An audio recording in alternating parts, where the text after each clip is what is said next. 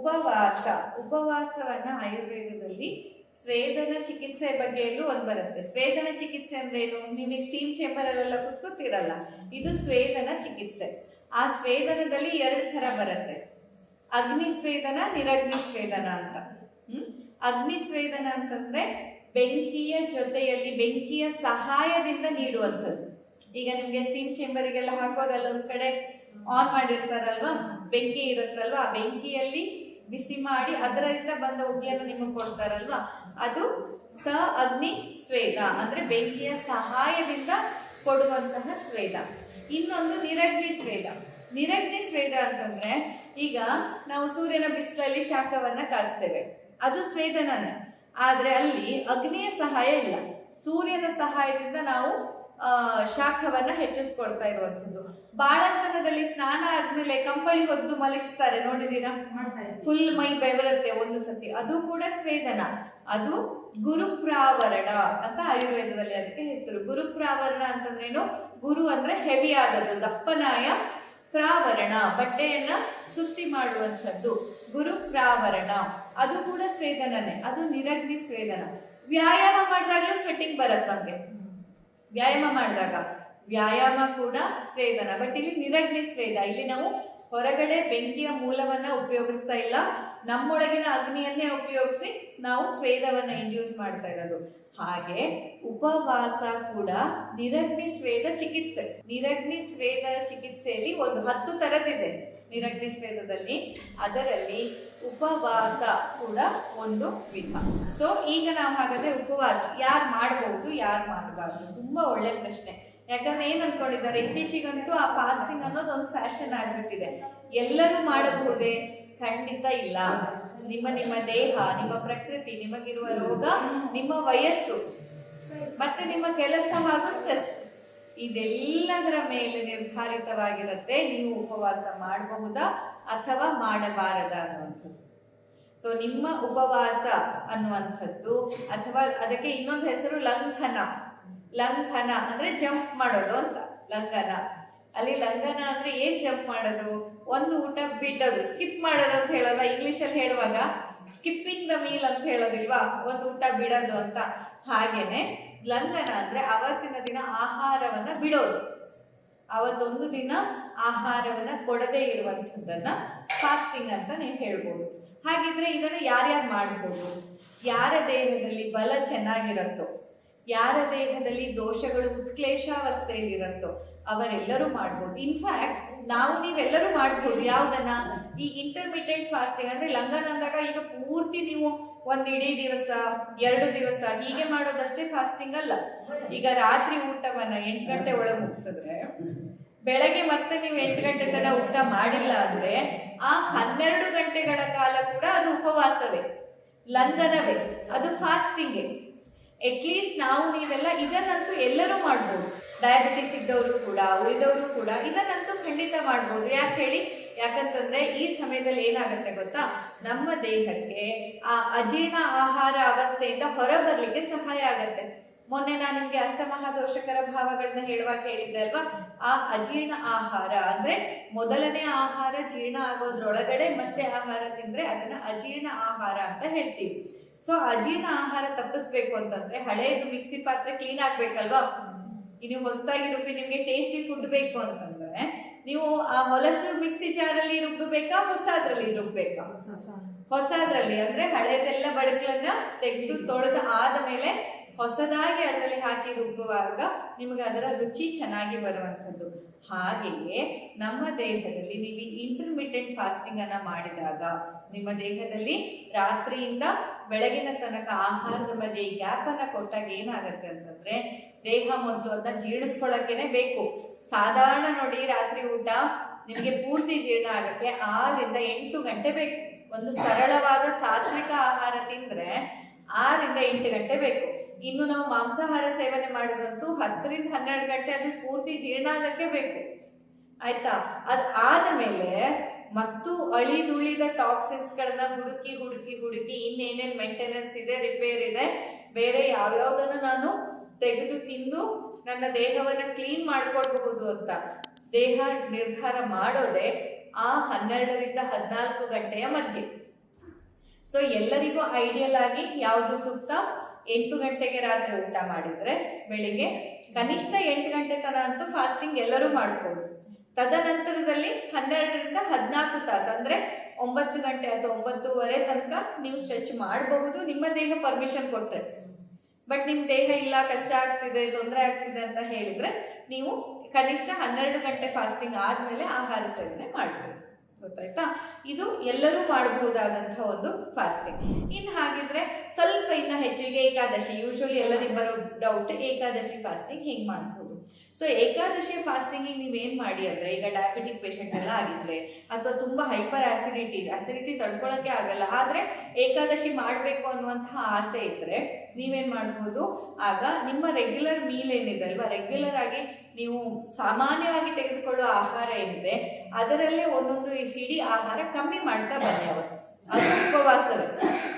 Daily ನಾನು 2 ದೋಸೆ ತಿಂತಿದ್ದೆ, ಇವತ್ತು ಏಕಾದಶಿ 1 ದೋಸೆ ತಿಂತೀನಿ ಅಂದ್ರೆ ಅದು ಉಪವಾಸವೇ.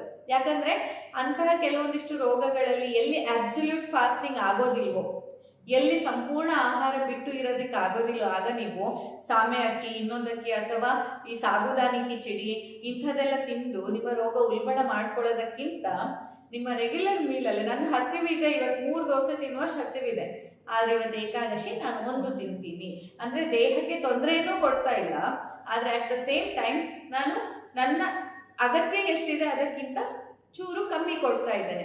ಈ ರೀತಿ ನೀವು ಮಾಡಿದರೆ ಖಂಡಿತವಾಗಿ ನಿಮ್ಮ ದೇಹ ಅದಕ್ಕೆ ಅಡ್ಜಸ್ಟ್ ಆಗುತ್ತೆ. ಹಾಗೆ ಮಾಡ್ಬೋದು. ಇನ್ನೊಂದೇನು ಅಂತಂದರೆ, ಆಯಿತು ಇವತ್ತು ಅನ್ನ ತಿನ್ನಲ್ಲ ಅಂತಂದರೆ ಅಕ್ಕಿಯ ಬದಲಾಗಿ ಬೇರೆ ಅಂತಂದರೆ, ಈಗ ಸಾಬುದಾನಿ ಅಲ್ಲ ಆಯ್ತಾ, ಸಾಬುದಾನಿಯಲ್ಲೂ ಸ್ಟಾರ್ಚೇ ಇರುವಂಥದ್ದು. ಸೊ ಅಕ್ಕಿಯ ಬದಲಾಗಿ ಅಂತಂದಾಗ ಏನಂತ ತಗೊಳ್ಬಹುದು? ಅವಲಕ್ಕಿ ಕೂಡ ನೋಡಿ, ಅಕ್ಕಿಯದೇ ಇನ್ನೊಂದು ವಿಧ ಅಲ್ವಾ. ಸೊ ಅವಲಕ್ಕಿಯನ್ನ ಕೂಡ ಹೌದು, ನೀವು ಬೇರೆ ಮಿಲ್ಲೆಟ್ಸ್ಗಳನ್ನ, ಕಾಳುಗಳನ್ನ ಇದನ್ನ ಅಲ್ಲಿ ಆಹಾರ ರೂಪದಲ್ಲಿ ತಗೊಳ್ಬಹುದು. ಬಟ್ ಅಲ್ಲಿ ತಗೊಳ್ಳುವಾಗ ಏನ್ ಮಾಡ್ಬೇಕಾಗತ್ತೆ, ನಿಮ್ಮ ಗ್ಯಾಸ್ ಟ್ರಬಲ್, ಆಸಿಡಿಟಿ ಅದಕ್ಕೆಲ್ಲ ಒಂಚೂರು ಹೆಚ್ಚಿಗೆ ಕಾಳಜಿ ಇಟ್ಕೋಬೇಕಾಗತ್ತೆ. ಯಾಕಂದ್ರೆ ಈಗ ಕಾಳು ಗೀಳು ತಿಂದ್ರೆ ಕೆಲವರಿಗೆ ಆಗೋದಿಲ್ಲ, ಗ್ಯಾಸ್ ಟ್ರಬಲ್ ಜಾಸ್ತಿ ಆಗಿಬಿಡತ್ತೆ. ಅವಾಗ ನೀವೇನು ಮಾಡಬೇಕು, ಅದಕ್ಕೆ ಚೆನ್ನಾಗಿ ತುಪ್ಪ ಬೆರೆಸಿ ನೀವು ಕೆಲವೊಂದಿಷ್ಟು ರೆಸಿಪಿಯನ್ನು, ಇವನ್ ಮಿಲ್ಲೆಟ್ಸಿಂದ ಮಾಡಿದ್ದನ್ನು ನೀವು ತಗೊಳ್ಬಹುದು. ಆದರೆ ಲಘುವಾಗಿರಬೇಕು, ಅದು ಚೆನ್ನಾಗಿ ಜೀರ್ಣ ಆಗೋದಕ್ಕೆ ತುಪ್ಪ ಬಳಸಿರಬೇಕು. ತುಪ್ಪದಿಂದ ಬಳಸಿ ಮಾಡಿರುವಂತಹ ಅದನ್ನು ನೀವು ತಗೊಂಡ್ರೆ ನಿಮ್ಮ ಜೀರ್ಣಕ್ರಿಯೆ ಇರೋದು ಸುಲಭ ಆಗುತ್ತೆ. ಹಾಗೆ ನಿಮಗೆ ಅದು ಜಾಸ್ತಿ ಸಮಯ ಹಸಿವನ್ನು ತಡ್ಕೊಳ್ಳೋ ಸಾಮರ್ಥ್ಯ ಕೂಡ ಕೊಡುತ್ತೆ. ಅದನ್ನು ಬಳಸ್ಬೋದು. ಅದು ಬೇಡ, ಇನ್ನೊಂದು ನೆಕ್ಸ್ಟ್ ಸ್ಟೆಪ್ ಹೋಗ್ತಾರೆ, ಇಷ್ಟು ಆರಾಮಿರ್ತೀನಿ, ಇನ್ನೊಂಚೂರು ಮಾಡ್ಬೋದು ನಾನಂತ ಅನ್ಸಿದ್ರೆ ನೀವೇನ್ ಮಾಡ್ಬೋದು, ಆಗ ಬೇಯಿಸಿದ ತರಕಾರಿ ಅಥವಾ ಫ್ರೂಟ್ಸು. ಕೆಲವರಿಗೆ ಶಾಸ್ತ್ರ ಇರುತ್ತೆ ಬೇಯಿಸಿ ತಿನ್ನಲ್ಲ ಅಂತ, ಬೇಯಿಸಿ ತಿನ್ನಲ್ಲ ಅಂತಿದ್ದಾಗ ನೀವು ಫ್ರೂಟ್ಸ್ ಅನ್ನ ತಿನ್ಬಹುದು. ಬಟ್ ಏನಾಗತ್ತೆ ಗೊತ್ತಾ, ಫ್ರೂಟ್ಸು ಕೆಲವರಲ್ಲಿ ಅಸಿಡಿಟಿಯನ್ನು ಮತ್ತೆ ವಾತವನ್ನ ಹೆಚ್ಚು ಮಾಡುತ್ತೆ. ಫ್ರೂಟ್ ಹೆಲ್ದಿ ಖಂಡಿತ ಹೌದು, ಆದರೆ ಅತಿಯಾದ ಪ್ರಮಾಣದಲ್ಲಿ, ಇವತ್ತು ನಾನು ಬೇರೆ ಫುಡ್ಡೇ ತಿಂದಿಲ್ಲ, ಬರೀ ಫ್ರೂಟ್ಸನ್ನೇ ತಿನ್ಕೊಂಡಿದ್ದೀನಿ ಅಂದರೆ ನಮ್ಮ ದೇಹದಲ್ಲಿ ವಾತದೋಷವನ್ನು ಹೆಚ್ಚಿಸುತ್ತೆ. ಅದರ ಶೀತಗುಣ, ಫ್ರೂಟ್ಸಿನ ಶೀತಗುಣ ಏನು ಮಾಡುತ್ತೆ, ವಾತದೋಷವನ್ನು ಹೆಚ್ಚಿಸುತ್ತೆ. ಸೊ ವಾತದೋಷ ಹೆಚ್ಚಾದಾಗ ಏನಾಯಿತು, ನಮಗೆ ಸಮಸ್ಯೆ ಇನ್ನು ಹೆಚ್ಚಾಗುತ್ತೆ. ಹಾಗಾಗಿ ಆ ಒಂದು ಫ್ರೂಟ್ಸನ್ನು ಅತಿಯಾಗಿ ತಗೊಳ್ಳದೆ ನೀವು ಅದೇ ಈಗ ಫಲಾಹಾರ ಹೇಳಿದ ಹಾಗೆ ಉಸುಳಿ ಎಲ್ಲ ಮಾಡ್ತಿದ್ರಲ್ಲ, ಉಸುಳಿ ಅಂದರೆ ಸ್ಟೀಮ್ ಮಾಡಿರೋವಂಥದ್ದು, ಹಸಿಯಾಗಿ ತಗೊಳ್ಳದೆ ಅಟ್ಲೀಸ್ಟ್ ಆ ಕಾಳುಗಳನ್ನೆಲ್ಲ ಸ್ವಲ್ಪ ಸ್ಟೀಮ್ ಮಾಡಿ, ಅಥವಾ ಸಿರಿಧಾನ್ಯದಿಂದ ಮಾಡಿದಂತಹ ಕಿಚಡಿ ಇರ್ಬೋದು, ಆ ಥರದನ್ನು ಅದ್ರ ಜೊತೆ ತುಪ್ಪವನ್ನು ಬೆರೆಸಿ ತಗೊಳ್ಳಿ. ಇಲ್ಲ ಸಿಂಪಲ್ ಅಂತಂದರೆ ನಿಮ್ಮ ರೆಗ್ಯುಲರ್ ಮೀಲ್ ಏನಿದೆ ಅದನ್ನೇ ತಗೊಳ್ಳಿ, ಹಸಿವಿಗಿಂತ ಕಡಿಮೆ ತಿನ್ನಿ ಅಷ್ಟೇ ಅವತ್ತಿನ ದಿನ. ಇವತ್ತು ಏಕಾದಶಿ, ನಂಗೆ 2 ದೋಸೆ ತಿನ್ನುವಷ್ಟು ಹಸಿವಿದೆ, 1 ದೋಸೆ ನಾನು ತಿನ್ನಲ್ಲ, ಇನ್ನೊಂದು ದೋಸೆ ತಿನ್ನ ಅಂದರೆ ನಿಮ್ಮ ರೆಗ್ಯುಲರ್ ಆಹಾರಕ್ಕಿಂತ ಅವತ್ತಿನ ದಿನ ಕಮ್ಮಿ ತಿಂದು ನಿಮ್ಮ ಇಡೀ ಸಿಸ್ಟಮಿಗೆ ಅವತ್ತು ರೆಸ್ಟ್ ಕೊಡಬೇಕಂತ.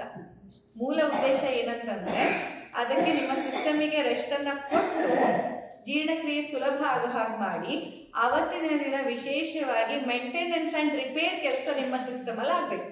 ಏನೇ ರೋಗ ಇದ್ರು, ನಿಮ್ಗೆ ಯಾವ ರೋಗಗಳಿದೆಯೋ ಆಯಾ ರೋಗಕ್ಕೆ ಮೇಂಟೆನೆನ್ಸ್ ಮತ್ತು ರಿಪೇರಿ ಕೆಲಸ ಅವತ್ತಾಗತ್ತೆ, ಆಯಿತಾ. ಹಾಗೆ ಅಂತ ನಿಮ್ಮ ದೇಹ ಅನುವು ಕೊಡದೆ ಇದ್ರೂ ಪನಿಷ್ಮೆಂಟ್ ಲೆಕ್ಕದಲ್ಲಿ ತಗೊಳ್ಳೋದು ಖಂಡಿತ ತಪ್ಪು. ಅಥವಾ ಬರೀ ವೇಟ್ ಲಾಸಿಗೆ ಅಂತ ಫಾಸ್ಟಿಂಗ್ ಮಾಡೋದು ಖಂಡಿತ ತಪ್ಪು. ನಿಮ್ಮ ದೇಹ ಯಾಕಂದ್ರೆ ಸ್ವೇದನದ ಒಂದು ವಿಧ, ಈಗಾಗಲೇ ನಾನು ಹೇಳಿದ ಹಾಗೆ ಯಾವುದದು ನಿರಗ್ನಿ ಸ್ವೇದದ ಒಂದು ವಿಧ ಅಲ್ವಾ.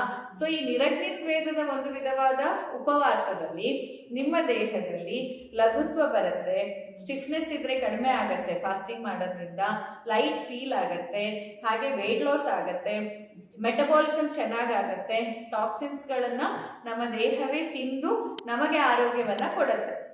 ಆದರೆ ಅತಿಯಾಗಿ ಮಾಡಿದ್ರೆ ವಾತದೋಷ ಉಲ್ಬಣ ಆಗುತ್ತೆ.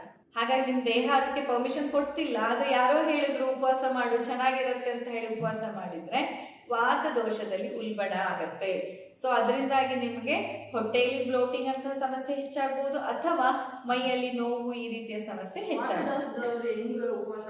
ವಾತದೋಷದವ್ರು ಹೇಗೆ ಉಪವಾಸ ಮಾಡ್ಬೇಕಂತಂದ್ರೆ, ಈಗ ನಾವಿಲ್ಲಿ ಸ್ನೇಹಪಾನದಲ್ಲಿ ನೀವು ಮಾಡ್ತಿರಲ್ಲ ಆ ಥರ ಬೆಚ್ಚನೆಯ ನೀರಿಗೆ ಬಿಸಿ ಬಿಸಿ ತುಪ್ಪವನ್ನ ಹಾಕಿ ಸ್ವಲ್ಪ ಸ್ವಲ್ಪ ಸ್ವಲ್ಪ ಸ್ವಲ್ಪ ಕುಡಿತಾ ಬಂದ್ರೆ ಅದೇನಾಗುತ್ತೆ, ನಿಮ್ಮ ವಾತವನ್ನ ತೀರಾ ಕೆಡಿಸದೇ ಇರೋ ಹಾಗೆ ಆ ತುಪ್ಪ ನೋಡ್ಕೊಳ್ಳುತ್ತೆ. ಯಾಕಂದ್ರೆ ಅದು ಅಗ್ನಿಯನ್ನ ಎಂಗೇಜ್ ಇಟ್ಟಿರುತ್ತೆ. ಅಂದ್ರೆ ಟೆಕ್ನಿಕಲಿ ನೀವು ತಿಂದಿಲ್ಲ ಅಂತಲ್ಲ, ಆ ತುಪ್ಪ ಜೀರ್ಣ ಮಾಡಕ್ಕೆ ನಿಮ್ಮ ಅಗ್ನಿ ಕೆಲಸ ಮಾಡ್ತಿರುತ್ತೆ. ಸೊ ಟೆಕ್ನಿಕಲಿ ನೀವು ಆಹಾರ ಸೇವನೆ ಮಾಡಿರ್ತೀರಿ, ಆದ್ರೆ ನಿಮ್ಮ ರೆಗ್ಯುಲರ್ ಮೀಲ್ ಅನ್ನ ತಿಂದಿರೋದಿಲ್ಲ ಅಷ್ಟೇ. ಸೊ ಆ ರೀತಿಯಲ್ಲಿ ಮಾಡ್ಬೋದು. ಈವನ್ ಡಯಾಬಿಟಿಸ್ ಇದ್ದವರು ಇದನ್ನ ಮಾಡ್ಬೋದು. ಆದ್ರೆ ಯಾರು ಮಾಡಬಾರ್ದು, ಈಗಾಗಲೇ ಅಗ್ನಿ ಮಾಂದ್ಯ ಇದ್ದವರು, ಈಗಾಗಲೇ ಯಾರು ಅಯ್ಯೋ ಹಸುವೇನೆ ಆಗಲ್ಲ ಅನ್ನೋರು ಅದನ್ನ ಮಾಡ್ಬಾರ್ದು. ಯಾಕಂದ್ರೆ ಅಗ್ನಿ ಇನ್ನಷ್ಟು ಮಂದ ಆಗುತ್ತೆ. ಕಫ ಅಂದ್ರೆ ಈ ಕಫ ಇದ್ದ ಕಫ ದೋಷ ಬೇರೆ, ಗಂಟಲು ಈ ಕಫ ಇದ್ದಾಗ ಅದನ್ನ ಮಾಡಕ್ ಆಗೋದಿಲ್ಲ. ಯಾಕಂತಂದ್ರೆ ಅದು ಗಂಟ್ಲು ಕಿರಿಕಿರಿಯನ್ನ ಇನ್ಫೆಕ್ಷನ್ ಅನ್ನ ಇದನ್ನ ಹೆಚ್ಚು ಮಾಡೋಂಥ ಸಾಧ್ಯತೆ ಇರುತ್ತೆ. ಬಟ್ ಕಫ ದೋಷ ದೇಹದಲ್ಲಿ ಕಫ ದೋಷ ಇದ್ದವ್ರು ಮಾಡ್ಬೋದು. ಈ ಕಫ ಇದ್ದವರು ಹಾಗೂ ಈಗಾಗಲೇ ನಿಮ್ಮ ಅಗ್ನಿ ಮಂದ ಇದ್ದವರಿಂದ ಮಾಡಕ್ಕಾಗತ್ತೆ. ಪಿತ್ತ ಪ್ರಕೃತಿಯವರಲ್ಲಿ ಅಗ್ನಿ ಮೆಟಬಾಲಿಸಮ್ ತುಂಬಾ ಚೆನ್ನಾಗಿರುತ್ತೆ. ಸೊ ನೀವು ಸ್ವಲ್ಪ ಸ್ವಲ್ಪ ಮಧ್ಯೆ ನೀರನ್ನ ಕುಡಿತಾ ಆರಾಮಾಗಿ ಮಾಡ್ಬೋದು. ತುಪ್ಪದ ಜೊತೆಯಲ್ಲಿ ಆರಾಮ್ಸೆ, ಪಿತ್ತ ಪ್ರಕೃತಿಯವರಿಗಂತೂ ತುಂಬಾ ಆರಾಮಾಗಿ ಆಗತ್ತೆ ತುಪ್ಪದ ಜೊತೆಯಲ್ಲಿ. ಎಲ್ರಿಗಲ್ಲ ಅದೇ, ಯಾವಾಗ ಮಂದಾಗ್ನಿ ಇದೆ ಅಂತ ಆಗ ಉಪವಾಸ ಮಾಡಬಾರ್ದು. ಯಾಕಂದ್ರೆ ಮಂದಾಗ್ನಿ ಇದೆ. ಈಗ ಹಸಿವು ಕಮ್ಮಿ ಇದೆ ಅಂತಂದ್ರೆ ಅರ್ಥ ಏನು, ಅಗ್ನಿ ಮಂದ ಆಗಿದೆ. ಅಗ್ನಿ ಮಂದ ಆಗಿದೆ ಅಂತಂದಾಗ ನಾವು ಉಪವಾಸವನ್ನ ಮಾಡ್ಲಿಕ್ಕೆ ಅಷ್ಟೊಂದು ಪ್ರಶಸ್ತವಾದಂತಹ ದೇಹ ಅದಲ್ಲ. ಹಾಗೆ ಅತಿಯಾದ ತುಪ್ಪ, ಅತಿಯಾದ ಬೆಣ್ಣೆ, ಅತಿಯಾದ ಫ್ಯಾಟ್, ಅತಿಯಾದಂತಹ ಪೌಷ್ಟಿಕಾಂಶ ಕೂಡ ಕೊಡಬಾರ್ದು. ಯಾಕಂತಂದ್ರೆ ಬರೀ ಉಪವಾಸ ದಿನ ಅಂತಲ್ಲ, ಅದರ ಬೇರೆ ದಿನಗಳಲ್ಲಿ ಕೂಡ ಅತಿಯಾದ ಪೌಷ್ಟಿಕಾಂಶ ಕೊಟ್ರೆ ಅಗ್ನಿ ಈಗಾಗಲೇ ಕಮ್ಮಿ ಇದೆ, ಅದ್ರ ಮೇಲೆ ನಾವು ಮತ್ತೆ ಮತ್ತೆ ಪೌಷ್ಟಿಕಾಂಶತೆಯ ರಾಶಿಯನ್ನ ಹಾಕಿದ್ರೆ ಇದ್ದ ಅಗ್ನಿ ಕೂಡ ಅಳಿಸಿ ಹೋಗುತ್ತೆ, ಇದ್ದ ಅಗ್ನಿ ಇನ್ನಷ್ಟು ಮಂದ ಆಗತ್ತೆ. ಸೊ ನೀವು ಉರುವಲು ಕೊಟ್ಟ ಹಾಗೆ ಸ್ವಲ್ಪ ಸ್ವಲ್ಪ ಸ್ವಲ್ಪ ಸ್ವಲ್ಪ ಆಹಾರವನ್ನ ನಿಮ್ಮ ಅಗ್ನಿಗೆ ಕೊಟ್ಟು ಚೆನ್ನಾಗಿ ಉರಿಯಕ್ಕೆ ಬಿಡಬೇಕು. ಉರಿದು ಚೆನ್ನಾಗಿ ನಿಮ್ಮ ಅಗ್ನಿ ಜೀರ್ಣಿಸಿಕೊಳ್ಳೋ ಕೆಪಾಸಿಟಿ ಹೆಚ್ಚಿಸ್ಕೋಬೇಕು. ಅದಾದ್ಮೇಲೆ ರೆಗ್ಯುಲರ್ ಫುಡ್ ಅನ್ನ ನಿಮ್ ದೇಹ ಜೀರ್ಣಿಸ್ಕೊಳಕ್ಕಾಗತ್ತೆ. ಅರ್ಧ ಗಂಟೆ ಲೇಟ್ ಮಾಡಿ ಅಭ್ಯಾಸ ಮಾಡ್ಕೊಳ್ಳುವಾಗ ಅರ್ಧ ಗಂಟೆ ಲೇಟ್ ಮಾಡ್ಬೋದು. ನೀರು ಕುಡ್ದು ಸ್ವಲ್ಪ ಡಿಲೇ ಮಾಡ್ಬೋದು. ಬೆಳಗ್ಗೆ 8 ಗಂಟೆಗೆ ತಿಂತೀವಿ, 8:30 ಅಕಸ್ಮಾತ್ 8:30 ತಿಂದಿದ್ದವರು 9 ಗಂಟೆವರೆಗೂ ಮುಂದೆ ಉಡ್ಬೋದು. ಸ್ವಲ್ಪ ಹಸಿದ್ರು ಖಂಡಿತ ಮಾಡ್ತೀವಿ. ನೀರು ಕುಡಿಬಹುದು, ತುಪ್ಪ ಹಾಕಿದ ನೀರನ್ನು ಕುಡಿಬಹುದು, ಮಾಡ್ಕೋಬಹುದು. ಹಾಗೆ ಮಾಡ್ಕೊಂಡು ಮತ್ತೆ ರಾತ್ರಿ, ಈಗ ನೀವು ಬೆಳಿಗ್ಗೆ ದೂಡೋದು ಕಷ್ಟ ಆಗತ್ತೆ ಅಂತಂದ್ರೆ ನೀವೇನ್ ಮಾಡ್ಬೋದು, ರಾತ್ರಿ ಊಟ ಬೇಗ ಮಾಡೋ ರೂಢಿ ಆದ್ರೂ ನೋಡ್ಕೋಬಹುದು. ರಾತ್ರಿ ಊಟವನ್ನ ಬೇಗ ಮಾಡೋದು ಇನ್ನೂ ಒಳ್ಳೇದು.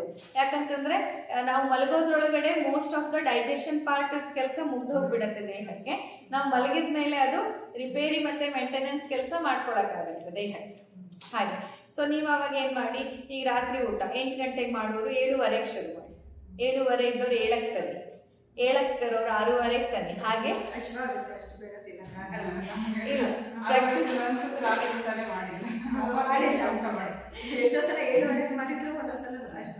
ಇಲ್ಲ ಅದೇ ನೋಡಿ, ಒಂದ್ ನೆನಪಲ್ಲಿ ಇಟ್ಕೊಳ್ಳಿ, ಊಟ ಆದ ತಕ್ಷಣ ಅಂದ್ರೆ ಕನಿಷ್ಠ ಒಂದು 3 ಇಂದ 5 ತಾಸಿನ ಮಧ್ಯೆ ಹಸಿವೆ ಆಗೋದು, ಮತ್ತೆ ಬೆಳಿಗ್ಗೆ ಎದ್ದ ತಕ್ಷಣ ನಿಮ್ಗೇನಾದ್ರೂ ಹಸಿವೆ ಫೀಲ್ ಆದ್ರೆ, ಅಂದ್ರೆ ಹೇಳ್ತಿದ್ದ ಹಾಗೆ ತಿನ್ಬೇಕು ಅನಿಸ್ತಿದೆ ಅಂದ್ರೆ, ಇದೆರಡೂ ಕೂಡ ಅನಾರೋಗ್ಯದ ಸೂಚನೆ ಅಂತ, ಅನಾರೋಗ್ಯದ ಲಕ್ಷಣಗಳು ಇವೆಲ್ಲದು.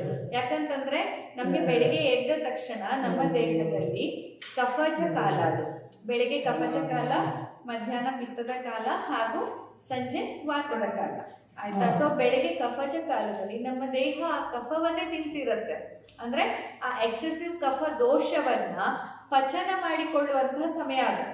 ಆ ಸಮಯದಲ್ಲಿ ನಮಗೆ ಹಸಿವಾಗ್ತಿದೆ ಅಂದ್ರೆ ಅದರ ಅರ್ಥ ಏನು? ದೇಹ ತನ್ನಲ್ಲಿ ಈಗಾಗಲೇ ಒಂದೇ ಕೊಬ್ಬಿನ ರೂಪದಲ್ಲಿ ಶೇಖರಣೆ ಆದ ಫ್ಯಾಟ್ ಅನ್ನ ಅಥವಾ ರೋಗದ ರೂಪದಲ್ಲಿ ಇದ್ದಂತಹ ಟಾಕ್ಸಿನ್ಸ್ ಅನ್ನ ಜೀರ್ಣಿಸಿಕೊಳ್ಳಲಿಕ್ಕೆ ಸಮರ್ಥವಾದಂತಹ ಅಗ್ನಿ ನನ್ನ ದೇಹದಲ್ಲಿ ಇಲ್ಲ. ಆ ಓಜಸ್ ಇಲ್ಲ, ಆ ತೇಜಸ್ ಇಲ್ಲ, ಆ ಒಂದು ಅಗ್ನಿಯಲ್ಲಿ ದೃಷ್ಟಿಯಾಗಿದೆ ಅಂತ ಅರ್ಥ. ಹಾಗೆ ಊಟ ಆದ ತಕ್ಷಣ ಸಿಹಿ ಬೇಕು ಅನ್ಸೋದು, ಅಥವಾ ಊಟ ಆಗಿ ಒಂದು ಸ್ವಲ್ಪ ಹೊತ್ತಿಗೆ ಮತ್ತೆ ಹಸಿವಾಗಿದೆ ಅನ್ಸೋದು. ಈಗ ನಾನು 6:30 ಊಟ ಮಾಡಿದ್ದೀನಿ, ಮತ್ತೆ ನನಗೆ 8:30, 9:30, 10:00 ಊಟ ಬೇಕಂತ ಅನ್ಸೋದು. ಇದೆಲ್ಲ ನಿಮ್ಮ ಅಗ್ನಿಯ ದುರ್ಬಲತೆಯನ್ನು ಹಾಗೂ ಅಗ್ನಿಯ ಡಿಸ್ಟರ್ಬ್ಡ್ ಸ್ಟೇಟ್ ಅನ್ನ ತೋರಿಸುತ್ತೆ. ಯಾಕೆ? ಈಗ ಅದಿಷ್ಟನ್ನ ತಿಂದಾಗ ಈಗ ಒಂದು ಸರಳ, ಈಗ ಅನ್ನ ಸಾಂಬಾರ್ ಪಲ್ಯ ಇಷ್ಟನ್ನೇ ನೀವು ತಿಂದರೂ ಸಹ ಸಂಪೂರ್ಣವಾಗಿ ನಿಮ್ಮ ಜೀರ್ಣಕ್ರಿಯೆ ಮೆಟಬಾಲಿಸಮ್ ಆಗಿ ಮುಗಿಯೋದಕ್ಕೆ ಕನಿಷ್ಠ 5 ರಿಂದ 6 ಗಂಟೆ ಬೇಕು. ಆದರೆ ನನ್ನ ದೇಹ ನನಗೆ 2 ರಿಂದ 3 ಗಂಟೆ ಒಳಗಡೆ ಮತ್ತೆ ತಿನ್ನು ಅನ್ನುವಂತಹ ಸಿಗ್ನಲ್ ಕೊಡ್ತಿದೆ ಅಂದ್ರೆ ಅದರ ಅರ್ಥ ಏನು? ಮೊದಲು ತಿಂದ ಆಹಾರವನ್ನ ಜೀರ್ಣಿಸಿಕೊಳ್ಳುವಲ್ಲಿ ಮತ್ತು ಆ ಆಹಾರದಿಂದ ಸಿಗುವ ಪೌಷ್ಟಿಕಾಂಶತೆಯನ್ನ ತನ್ನ ದೇಹ ಹೀರಿಕೊಳ್ಳುವಲ್ಲಿ ವಿಫಲ ಆಗ್ತಾ ಇದೆ. ಹಾಗಾಗಿ ಏನಾಗ್ತದೆ, ನನ್ನ ಬ್ರೈನ್ ಕರಳಿಂದ ಮತ್ತೆ ಬ್ರೈನಿಗೆ ಸಿಗ್ನಲ್ ಹೋಯ್ತು, ನಂಗೇನು ಸಿಗ್ತಿಲ್ಲ, ನಂಗೇನು ನರಿಶ್ಮೆಂಟ್ ಸಿಗ್ತಿಲ್ಲ. ಬ್ರೈನ್ ಏನನ್ನತ್ತೆ, ಬಾಯಿಗೆ ಹಂಗಾರೆ ತಿನ್ನು, ಹಾಗಾದ್ರೆ ತಿನ್ನು ಅಂತ ಕಳಿಸುತ್ತೆ. ಸೊ ಇಲ್ಲಿಂದ ಈ ಸಿಗ್ನಲ್ ಹಾಗೆ ಮಿಸ್ ಆಗ್ತಾ ಇರತ್ತೆ. ಅದೇ ನೀವು ತಿನ್ನುವಂತಹ, ಈಗ ತಿನ್ನುವಾಗ ಏನು ಮಾತನಾಡದೆ ಸಂಪೂರ್ಣವಾಗಿ ಆಹಾರದ ಮೇಲೆ ಫೋಕಸ್ ಮಾಡಿ ತಿಂದರೆ, ಸಂಪೂರ್ಣ ಅಗದು ಅಗದು ಅಗದು ಆಹಾರದ ಪಚನ ಕ್ರಿಯೆ ಮೇಲೆ ಫೋಕಸ್ ಮಾಡಿ ನಿಧಾನಕ್ಕೆ ತಿಂದಾಗ ಇಂಥದ್ದೆಲ್ಲ ಏನ್ ಮಾಡತ್ತೆ ಅಂತಂದ್ರೆ ನಿಮ್ಮ ದೇಹಕ್ಕೆ ಮತ್ತು ನಿಮ್ಮ ಮೆದುಳಿಗೆ ಕನೆಕ್ಷನ್ ಅನ್ನ ಎಸ್ಟಾಬ್ಲಿಷ್ ಮಾಡುತ್ತೆ. ಈಗ ನಮ್ಗೆ ಹಂಗರ್ ಹಾರ್ಮೋನ್ ಅಂತ ಬೇರೆ ಇರುತ್ತೆ, ಆಯ್ತಾ? ಆಮೇಲೆ ಸೆಟೈಟಿ ಹಾರ್ಮೋನ್ ಅಂತ ಅಂದ್ರೆ ತಿಂದಿದ್ದು ಹೊಟ್ಟೆ ತುಂಬಿತು ಅಂತ ಹೇಳೋದಕ್ಕೆ. ಈಗ ಹಾರ್ಮೋನ್ಸ್ ಅಂತಂದ್ರೆ ನಮಗೆಲ್ಲ ಗೊತ್ತಿರೋದು ಈ ಹೆಣ್ಣು ಮಕ್ಕಳಿಗೆ ಸಂಬಂಧಪಟ್ಟ ಹಾರ್ಮೋನು, ಗಂಡಸರ ಹಾರ್ಮೋನು, ಥೈರಾಯ್ಡು, ಇನ್ಸುಲಿನ್ ಇಷ್ಟೇ. ಆದ್ರೆ ನಿಜವಾಗಿ ನಮ್ಮ ದೇಹದಲ್ಲಿ ತುಂಬಾ ಇದೊಂದು ಕೆಮಿಕಲ್ ಫ್ಯಾಕ್ಟ್ರಿ, ತುಂಬಾ ದೊಡ್ಡ ಫ್ಯಾಕ್ಟ್ರಿ ಇದು, ಆಯ್ತಾ? ಈ ಕೆಮಿಕಲ್ ಫ್ಯಾಕ್ಟ್ರಿಯಲ್ಲಿ ಏನಾಗತ್ತೆ ಅಂತಂದ್ರೆ ನಮ್ಮ ದೇಹ ಹಲವಾರು ರೀತಿಯ ಹಾರ್ಮೋನ್ಸ್ಗಳನ್ನ ಸೆಕ್ರೀಟ್ ಮಾಡ್ತಾ ಇರುತ್ತೆ.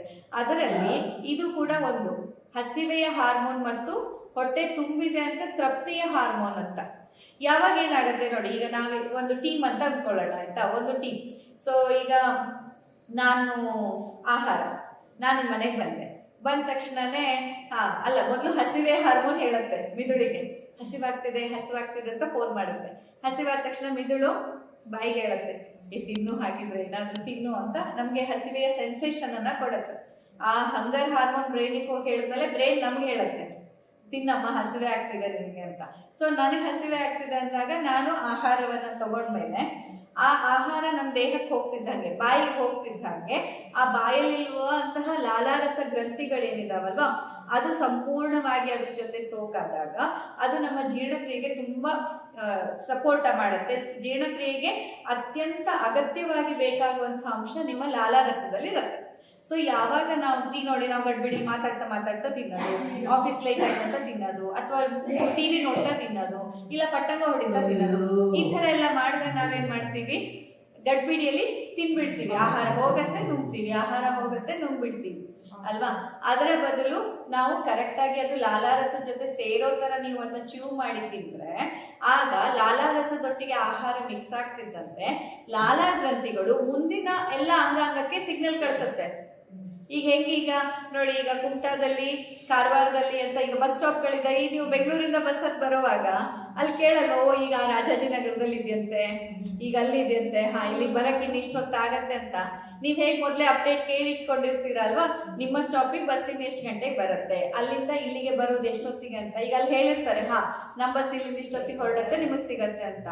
ಹಾಗೇನೆ ಇಲ್ಲಿ ಆಹಾರ ಲಾಲಾರಸ ಗ್ರಂಥಿಗಳು ಮೊದಲೇ ತಿಳಿಸಿರತ್ತೆ.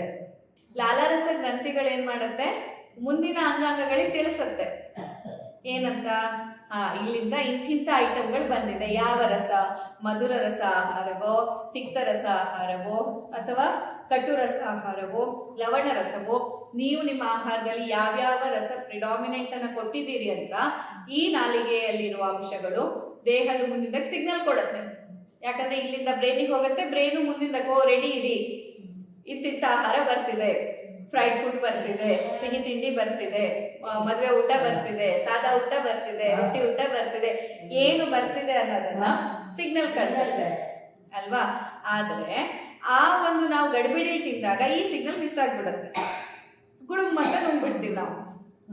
ಮುಂದಿನ ಅಂಗಾಂಗಕ್ಕೆ ಸಿದ್ಧತೆ ನಮಗೇನು, ಅಯ್ಯೋ ಬಸ್ ಹೋಗ್ಬಿಡ್ತಾ ನಮ್ಮ ಸ್ಟಾಪ್ ಮೀರಿ ಅಂತ ನಮ್ಗೆ ಗೊತ್ತೇ ಆಗ್ಲಿಲ್ವಲ್ಲ.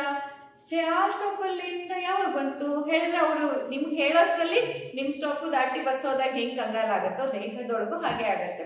ಸೊ ಆ ರೀತಿ ಪಚನ ಕ್ರಿಯೆ ಹಂತ ಹಂತವಾಗಿ ಇಲ್ಲಿಂದ ಹೊಟ್ಟೆಗೆ ಹೋಗುತ್ತೆ. ಹೊಟ್ಟೆಗೆ ಹೋದ್ಮೇಲೂ ಅಷ್ಟೇ, ಈಗ ನೀವು ತಿಂದ ತಕ್ಷಣದಲ್ಲಿ ಸ್ನಾನ ಮಾಡಬಾರ್ದು, ತಿಂದ ತಕ್ಷಣದಲ್ಲಿ ವ್ಯಾಯಾಮ ಮಾಡಬಾರ್ದು, ತಿಂದ ತಕ್ಷಣದಲ್ಲಿ ಯಾವುದೇ ಒಂದು ಜೀರ್ಣಕ್ರಿಯೆಗೆ ಡಿಸ್ಟರ್ಬ್ ಆಗುವಂಥದ್ದು ನಿದ್ದೆನೂ ಮಾಡಬಾರ್ದು.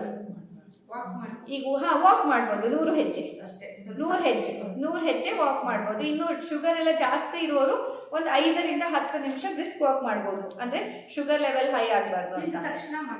ತಿಂದ ತಕ್ಷಣವೇ ಮಾಡಬೇಕು. ಆರ್ದ್ರ ಪಾಣಿನ ಅಂತ ಹೇಳುತ್ತೆ, ಅಂದ್ರೆ ಆರ್ದ್ರ ಅಂದ್ರೆ ಒದ್ದೆ, ನೀವು ಕೈ ತೊಳಿತೀರಲ್ಲ ಆ ಒದ್ದೆ ಕೈಯಲ್ಲೇ ವಾಕ್ ಮಾಡ್ಬೇಕು ಅಂತ. ಆಯುರ್ವೇದ ಏನ್ ಹೇಳುತ್ತೆ ಅಂದ್ರೆ ಆರ್ದ್ರ ಪಾಣಿನ, ಕೈ ತೊಳಿತೀರಲ್ಲ ಕೈ ತೊಳೆದವರು 100 ಹೆಜ್ಜೆ ನಡೀರಿ ಅಂತ. 100 ಹೆಜ್ಜೆ ವಾಕ್ ಅಂತಂದ್ರೆ 2 ಕಿಲೋಮೀಟರ್ ಅಲ್ಲ ಅವತ್ತೆ ನಾಳೆಗೆ ಅಲ್ಲ, ಕೈ ತೊಳೆದ ತಕ್ಷಣ ಆ ಶ್ಲೋಕನೇ ಹಾಗೆ ಹೇಳುತ್ತೆ. ಆರ್ದ್ರ ಪಾಣಿನ, ಕೈ ಏನು ಒದ್ದೆ ಇರುತ್ತೆ, ನೀವು ತಿಂದು ಕೈ ತೊಳೆದ ಒದ್ದೆ ಕೈ ಏನಿರುತ್ತಲ್ಲ ತಕ್ಷಣದಲ್ಲಿ 100 ಹೆಜ್ಜೆ ನಡಿ. ಇಲ್ಲಿ ಯಾಕೆ ಬೇಸಿಕ್ ಲಾಜಿಕ್ ಅಷ್ಟೇ. ನೀವು ತಿಂದಿರ್ತೀರಿ ಒಂದೊಂದ್ಸತಿ ನಮಗೆ ತಿಂದ ತಕ್ಷಣ, ಈಗ ಕೆಲವರಿಗೆ ಸ್ವೀಟ್ ತಿನ್ಬೇಕು ಕ್ರೇವಿಂಗ್ ಆಗತ್ತಲ್ಲ, ಒಮ್ಮೆ ವಾಕ್ ಮಾಡಿ ನೋಡಿ ಕ್ರೇವಿಂಗ್ ಹೋಗುತ್ತೆ. ಯಾಕೆ ಗೊತ್ತಾ, ತಕ್ಷಣದಲ್ಲಿ ನಾವು ಗುಡುಮ್ ತಿನ್ಬಿಟ್ಟಿರ್ತೀವ, ತಿಂದಾಗ ಏನಾಗುತ್ತೆ ನಮ್ಮ ಎಲ್ಲ ಇಂದ್ರಿಯಗಳ ಅದ್ರ ಜೊತೆ ಸೋಕಿನ ಆಗಿರೋದಿಲ್ಲ, ಬ್ರೈನಿಗೆ ಆ ಸೆಟೈಟಿ ಹಾರ್ಮೋನ್ ತೃಪ್ತಿ ಹಾರ್ಮೋನ್ ರೀಚ್ ಆಗಿರೋದಿಲ್ಲ. ಸೊ ಬ್ರೈನ್ ಏನೋ ಬೇಕಲ್ಲ ಇನ್ನೊಂಚೂರು ಏನೋ ಬೇಕಲ್ಲ ಅಂತಿರುತ್ತೆ. ಬಟ್ ನೀವು ವಾಕ್ ಮಾಡಿದಾಗ ಮೆಟಬಾಲಿಸಮ್ ಕಿಕ್ ಸ್ಟಾರ್ಟ್ ಆಗುತ್ತೆ, ಹಾಗೆ ಆ ಹೊಟ್ಟೆಯಲ್ಲಿ ಎಷ್ಟು ತುಂಬಿದೆ ಅನ್ನೋದು ಬ್ರೈನಿಗೆ ಗೊತ್ತಾಗತ್ತೆ ಒಂದು ಕನಿಷ್ಠ 5 ರಿಂದ 10 ನಿಮಿಷ ಬೇಕಾಗತ್ತೆ. ಆ ಸಮಯದಲ್ಲಿ ನಿಮಗೆ ಕ್ರೇವಿಂಗ್ ಕಡಿಮೆ ಆಗುತ್ತೆ. ಮತ್ತೆ ತಿನ್ಬೇಕು, ಸ್ವೀಟ್ ಬೇಕು, ಚಾಕ್ಲೇಟ್ ಬೇಕು, ಲಡ್ಡು ಬೇಕು, ಸ್ವೀಟ್ ಡಬ್ಬ ಹುಡುಕ ಕೆಲಸ ಇರೋದಿಲ್ಲ ಅವಾಗ, ಗೊತ್ತಾಯ್ತಾ. ಸೊ ಆಹಾರ ಆದ ತಕ್ಷಣದಲ್ಲಿ ನೀವು ನಿದ್ದೆ ಮಾಡೋದು. ಕೆಲವರೆಲ್ಲ ಆಫೀಸಿಗೆ ಹೋಗ್ತಾ ಬಡ ತಿಂಡಿ ತಿಂದು ಸ್ನಾನ ಮಾಡ್ತೀರಾ, ಇದು ಕೂಡ ನಿಮ್ಗೆ ಲಾಂಗ್ ರನ್ ಅಲ್ಲಿ ಇವತ್ತು ನಾಳೆ ಗೊತ್ತಾಗಲ್ಲ. ಈಗ ನೀವು ಕೇಳ್ಬೋದು, ನಾನು ದಿನ ಕಾಲೇಜಿಗೆ ಹಂಗೆ ಹೋಗ್ತೀನಿ ನಂಗೇನಾಗಿಲ್ಲ ಅಲ್ಲ ಅಂತ. ಇವತ್ತು 1-2 ದಿನದಲ್ಲಿ ಇಂಪ್ಯಾಕ್ಟ್ ಆಗೋಂಥದ್ದಲ್ಲ, ಇದೆಲ್ಲ ನಿಮ್ಗೆ ಲಾಂಗ್ ಟರ್ನ್ ಅಲ್ಲಿ ಗೊತ್ತಾಗತ್ತೆ. ಮುಂದೆ ತುಂಬಾ ಸಮಸ್ಯೆಗಳು ಬಂದಾಗ ಹಿಂತಿರುಗಿ ಹೌದಲ್ಲ, ನಾನು ಈ ಮಿಸ್ಟೇಕ್ ಮಾಡ್ತಿದ್ದೆ, ನಾನು ಈ ತಪ್ಪನ್ನ ಮಾಡ್ತಿದ್ದೆ, ಬಹುಶಃ ಅದಕ್ಕಾಗಿ ನನಗೆ ಇದು ತೊಂದರೆ ಆಯ್ತು ಅನ್ನೋದು ನಿಮ್ಗೆ ಅವಾಗ ಅರ್ಥ ಆಗುತ್ತೆ. 9 ಗಂಟೆಗೆ ನಮ್ದು ಫಾಸ್ಟಿಂಗ್ ಕಂಪ್ಲೀಟ್ ಆಗಿ ತಿಂತೀವಿ ಅಂದ್ರೆ 8:30 ಅಥವಾ 8 ಗಂಟೆಗೆ ಜೀರಿಗೆ ನೀರು, ಚಿಯಾ ಸೀಡು ಅಥವಾ ಲೆಮನ್ ನೀರು ಏನಾದ್ರೂ ಕುಡಿಬಹುದಾ, ಅಥವಾ 9 ಗಂಟೆಗೆ ಕುಡಿಬೇಕಾದ್ರು ಫಾಸ್ಟಿಂಗ್? ಅದೇ ನೋಡಿ, ಈಗ ಚಿಯಾ ಸೀಡ್ಸು ಮತ್ತೊಂದು ಇನ್ನೊಂದು ಈ ತರ ನಾವು ಮಾಡಿ ಏನ್ ಮಾಡ್ತೀವಿ ಹೇಳಿ, ತುಂಬಾ ಮಲ್ಟಿಪಲ್ ಆದಂತಹ ಮೀಲ್ಸ್ ಅನ್ನ ಮಾಡ್ಕೊಬಿಡ್ತೀವಿ. ಈಗ ಬೆಳಗ್ಗೆ ಎದ್ದ ತಕ್ಷಣ 1 ಚಮಚ ಬಿಸಿನೀರು ಕುಡಿಯೋದು, ಅದಾದ್ಮೇಲೆ ಮತ್ತೆ ಲೆಮನ್ ವಾಟರ್ ಕುಡಿಯೋದು, ಅದಾದ್ಮೇಲೆ ಮತ್ತೆ ಮಾಲ್ಟ್ ಕುಡಿಯೋದು, ಅದಾದ್ಮೇಲೆ ನೆನೆ ಇಟ್ಟಿರೋ ಡ್ರೈ ಫ್ರೂಟ್ಸ್ ತಿನ್ನೋದು, ಅದಾದ್ಮೇಲೆ ಈ ತರ ಚಿಯಾ ಸೀಡ್ಸ್ ತಗೊಳ್ಳೋದು, ಅದಾದ್ಮೇಲೆ ಮತ್ತೊಂದು ಯಾವುದು ಮಿಲೆಟ್ಸ್ ಎಲ್ಲ ಸೇರಿ ಒಂದು ಮಿಕ್ಸ್ ತರ ತಗೊಳ್ಳೋದು, ಆಮೇಲೆ ಮತ್ತೆ ಬ್ರೇಕ್ಫಾಸ್ಟ್ ತಿನ್ನೋದು, ಬ್ರೇಕ್ಫಾಸ್ಟ್ ಆದ್ಮೇಲೆ 11 ಗಂಟೆ ಮತ್ತೆ ಫ್ರೂಟ್ಸ್ ತಿನ್ನೋದು. ಈ ತರ ಮಲ್ಟಿಪಲ್ ಮೀಲ್ಸ್ ಅನ್ನ ಮಾಡ್ಕೊಂಡಷ್ಟು ನಿಮ್ಮ ಅಗ್ನಿ ಇನ್ನಷ್ಟು ಹಾಳಾಗ್ತಾ ಹೋಗುತ್ತೆ.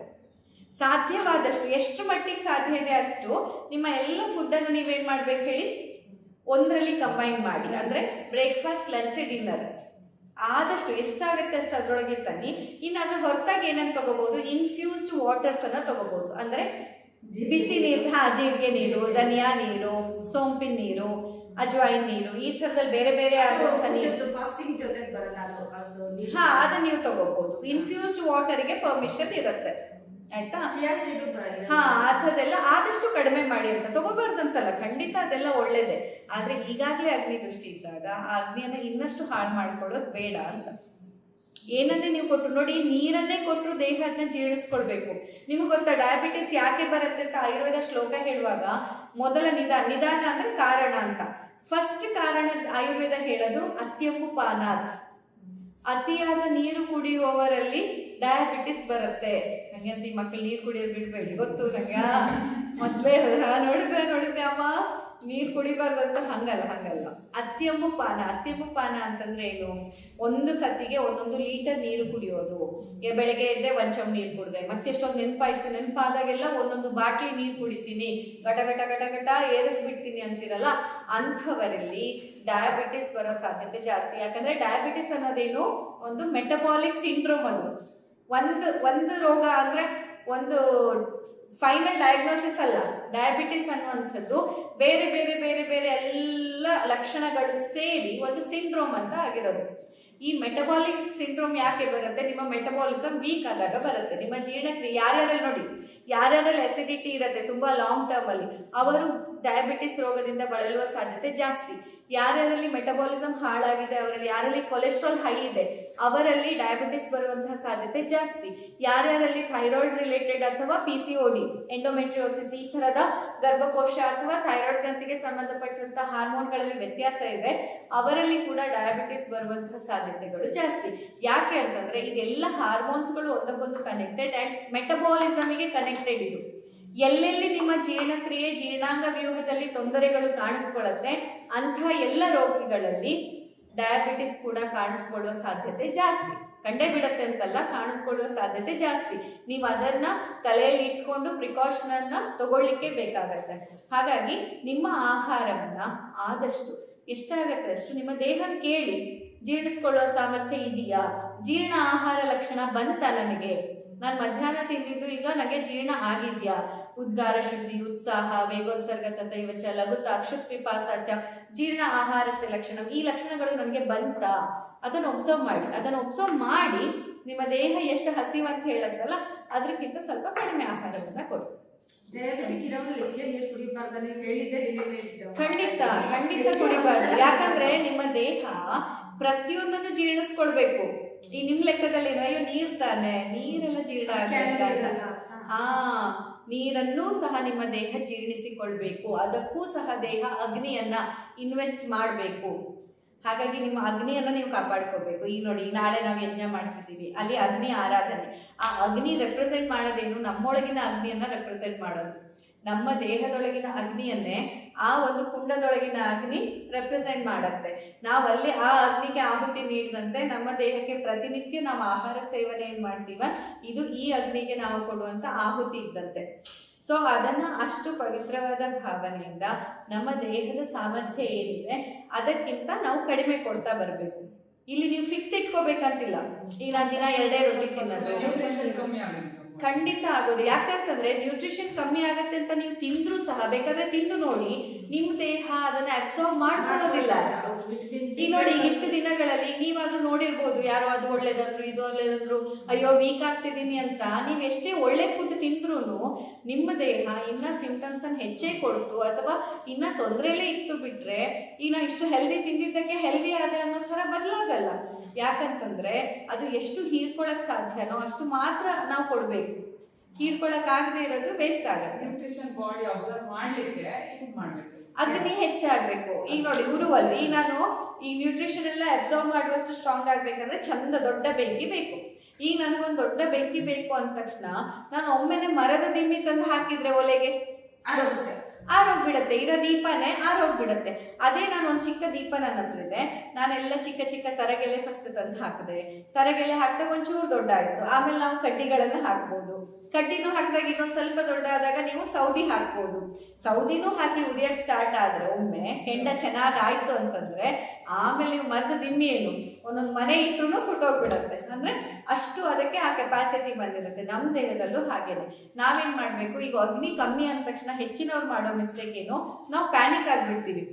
ಅಯ್ಯೋ ವೀಕ್ ಆಗ್ತಿದ್ದೀನಿ, ಅಯ್ಯೋ ಅಶಕ್ತತೆ ಜಾಸ್ತಿ, ಸುಸ್ತು ಜಾಸ್ತಿ, ದೇಹಕ್ಕೆ ನರಿಶ್ಮೆಂಟ್ ಸಿಗ್ತಾ ಇಲ್ಲ ಅಂತ ನಾವು ಒಮ್ಮೆಗೆ ಮರದ ದಿಮ್ಮಿಯ ಆಕಾರದಲ್ಲಿ ಆಹಾರವನ್ನ, ಅಂದ್ರೆ ಈಗ ಪನೀರ್ ಇರ್ಬೋದು, ಮಶ್ರೂಮ್ ಇರ್ಬೋದು, ಸೋಯಾ ಇರ್ಬೋದು, ಅಥವಾ ಪ್ರೋಟೀನ್ ತಗೊಳ್ಳಿ ಚೆನ್ನಾಗಿ ಆಗ್ತೀರ ಅಂತ. ಬಟ್ ಇದೆಲ್ಲ ಮರದ ದಿಮ್ಮಿಗಳ ಥರ, ಇದನ್ನ ಜೀರ್ಣಿಸ್ಕೊಳ್ಳೋಕ್ಕೆ ನಿಮ್ಮ ಅಗ್ನಿ ಅಷ್ಟು ಚೆನ್ನಾಗಿರ್ಬೇಕು.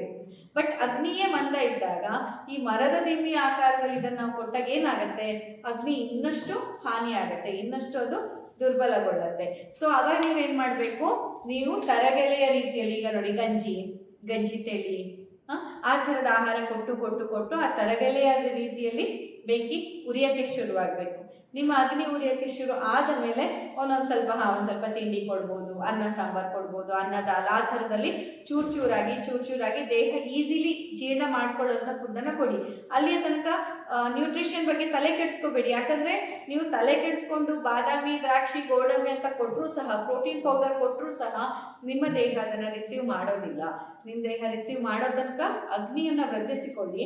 ಅಗ್ನಿ ವೃದ್ಧಿ ಆದಮೇಲೆ ಇನ್ನು ನಾನು ಇದನ್ನು ಜೀರ್ಣ ಮಾಡಿಕೊಳ್ಳಬಲ್ಲೆ ಅನ್ನುವಷ್ಟು ಅಗ್ನಿ ಪೊಟೆಂಟ್ ಆದ ಮೇಲೆ ನೀವು ಕಡಲೆಕಾಳುಗಳನ್ನು ಹಾಕಿ ಅಥವಾ ಕಾಳು, ಬೇಳೆ, ಪ್ರೋಟೀನ್, ಮಶ್ರೂಮ್, ಮೊಟ್ಟೆ ಇಂಥದ್ದು ಏನು ಕೊಟ್ಟರು ದೇಹ ಜೀರ್ಣಿಸ್ಕೊಳ್ಳುತ್ತೆ. ಬಟ್ ಅದಕ್ಕೂ ಮೊದಲು ನಾವು ಗಡ್ಬಿಡಿ ಮಾಡಿ ಆತಂಕ, ಅಂದರೆ ಸಹಜವಾಗಿ ಆತಂಕ ಇರುತ್ತಲ್ವ, ಅಯ್ಯೋ ಏನಾಗ್ತಿದೆ, ದೇಹದಲ್ಲಿ ಏನೋ ಹಾಳಾಗ್ತಿದೆ, ತೊಂದರೆ ಆಗ್ತಿದೆ ಅಂತ ನಾವು ತುಂಬ ಗಡ್ಬಿಡಿ ಬಿಟ್ಟು ನೀಡಕ್ಕೆ ಹೋಗ್ತೀವಿ. ಹಾಗೆ ಮಾಡಿ ಇನ್ನಷ್ಟು ಕೆಳಗೆ ಇಳಿದ್ಬಿಡ್ತೀವಿ.